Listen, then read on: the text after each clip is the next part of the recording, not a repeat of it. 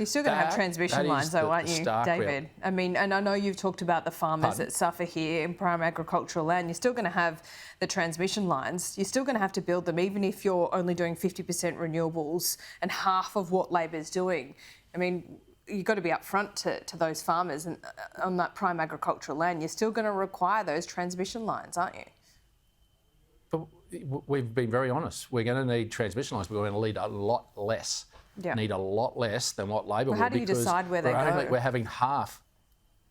And that's through the process of making sure that we send those investment signals about the energy mix that we have.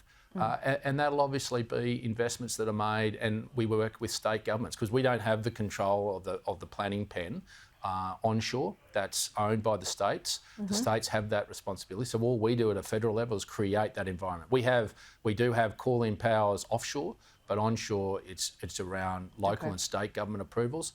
But what we do at a federal level is set those investment signals. And that's why many are condemning us at the moment. Those that are condemning us are those that have personal vested financial interests in an all renewables approach. They're not pure in the end game here, because if you want the end game, we actually will have a cleaner energy grid than an all renewables approach. And so I don't see why anyone's condemning our plan, because at the end, our energy grid will be cleaner than an all renewables approach, and yet we provide a mix and we're cheaper.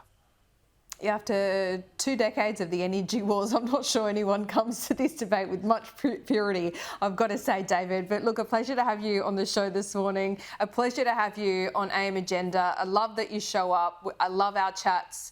And people think we're fighting all the time, but we actually quite like each other. Merry Christmas, David. We do, yeah, no. Enjoy the rest of your week. I don't reckon it'll be a very restful Christmas for you, but do what you can. Yeah, thanks, Laura. Have a great one, mate.